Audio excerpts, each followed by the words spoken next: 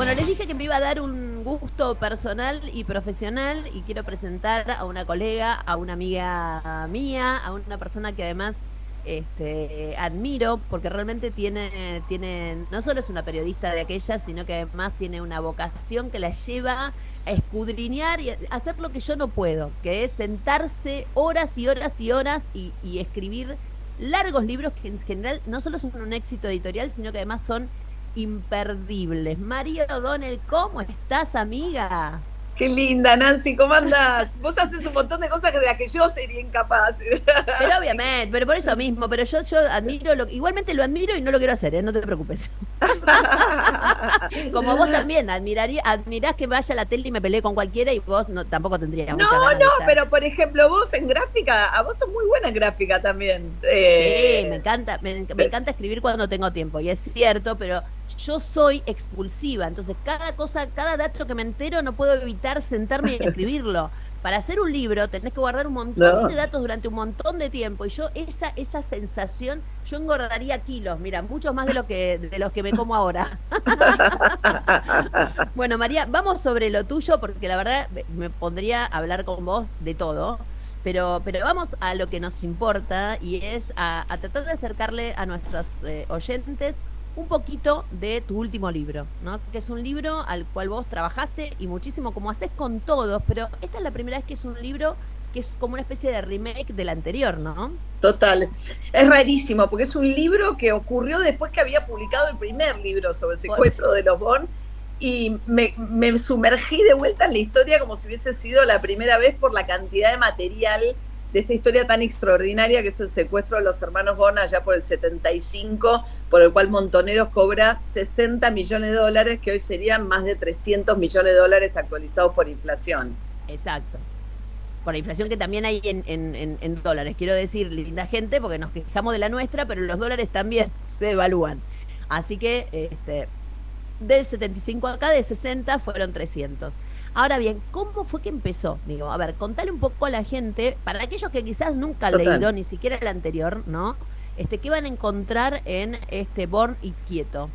Bueno, van a encontrar una historia extraordinaria de un secuestro de la familia más rica de aquel momento de la Argentina, un drama familiar, humano, de un padre que originalmente no quiere pagar, en un momento muy convulsionado del país, ¿no? Porque esto es el año, arranca en el 74, si en el 75 había muerto Perón, Isabel se tambaleaba, estaba a la vuelta a la esquina el golpe militar. Es un año de mucha acción de operativos de armados de las guerrillas. En ese momento Montoneros había vuelto a la clandestinidad y el modo principal de financiamiento eran estos secuestros extorsivos, solo que hasta ese momento habían cobrado secuestros de 5 millones, 6 Sí, obvio. millones. En este piden 100, terminan negociando en 60. Y es también un poco una historia del debate interno de Montoneros que se da en ese momento, ¿no? Porque Ahora, Quieto, que es la... perdóname, María, te paro ahí por lo Decime. siguiente, ¿no?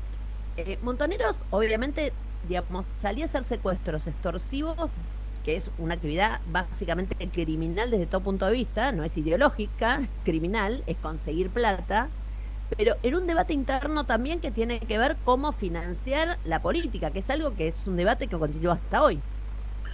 Claro, en ese momento las organizaciones, sobre todo, viste, Montoneros venía de toda la movilización con Cámpora, a la vuelta de Perón, el momento, digamos, de la juventud maravillosa, y se habían gastado toda la plata en ese momento. Y, digamos, o asaltaban bancos o expropiaban, como lo llamaban ellos, regimientos militares para hacerse de armamento, o asaltaban fábricas de armamentos. Y en el 75 adoptaron como principal modalidad no solamente Montoneros, también el ERP, los secuestros extorsivos. Había también una suerte de carrera con el tiempo, pues sabían que se venía el golpe militar. Entonces también era como una apuesta, un pleno en ese momento de sacar el mayor jugo posible al secuestro más caro. Y en ese contexto te decía, Nancy, que hay también un debate muy fuerte en Montoneros, que para mí es muy interesante en ese momento, porque Quieto, que era más grande que Firmenich y venía de otras organizaciones y era como mucho más experimentado y se habían fusionado con Montoneros en ese momento. Bueno, cuando pasan a la clandestinidad de vuelta, empieza a ser una organización que solamente se daba a conocer a través de los atentados que hacía o los operativos militares que llevaban adelante. Entonces, había una discusión de decir, che, volvimos a la clandestinidad, sacamos, no tenemos ninguna pata política, territorial, o sea, antes ellos habían estado en las universidades, en las calles, Claro. en las fábricas. Entonces, empieza una idea de que más que una organización político-militar se habían vuelto como y atacaban a las Fuerzas Armadas. Además, es el momento en que hacen el operativo en Formosa, un operativo en Tucumán, y hay un debate interno de si ese es el camino que tiene que seguir o no la guerrilla, si se entiende qué es lo que está haciendo la guerrilla, que en teoría luchaba por un mundo mejor, si lo único que hace son operativos militares. Obvio. En la lógica, digamos, del momento, ¿no? El libro entonces indaga, en función de todo esto, retrata hasta cuándo, María. Porque, insisto, es rarísimo esta historia del libro, porque literalmente es así, digamos, es el libro del libro y se viene, tengo entendido, también la película o la serie. ¿Cómo viene la mano? Creo que es una peli primero, en eso están. Pero bueno, no. Lo que pasó es que el primer libro yo tenía el testimonio de Jorge Bon, que nunca había hablado del tema. Pasaron 40 años de un hecho muy traumático para toda la familia y él a los 80 años decide hablar de eso.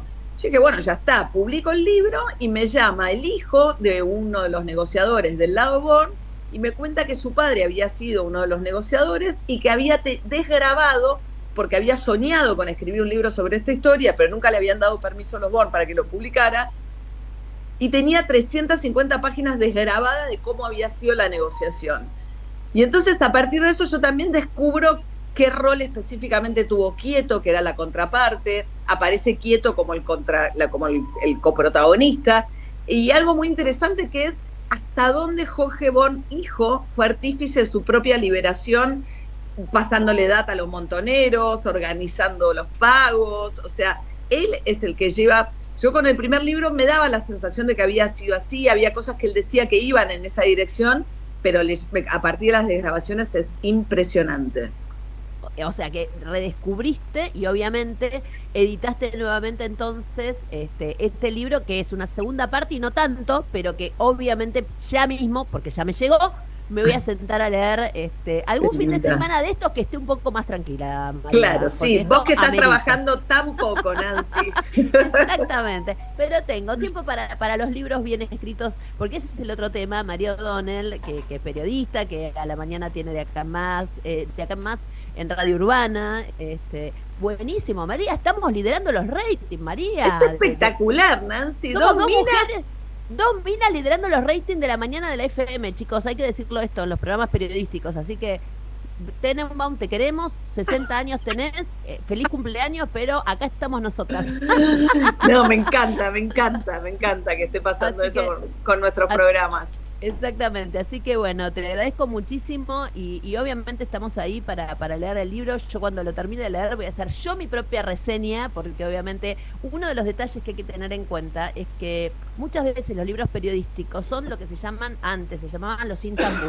Un tema del día, bueno, dale, vamos con el caso tal y dale que va. María labura un montón y además los escribe muy bien y eso es realmente lo que hace de calidad cualquiera de sus productos. Así que María, muchísimas gracias. Te Gracias, quiero Nancy, te mucho. quiero, te Yo quiero. Gracias. también, y nos estamos viendo un día de estos, que alguna Te de las lo dos pido, deje por un favor. ratito. Chao, muchas gracias. Chao.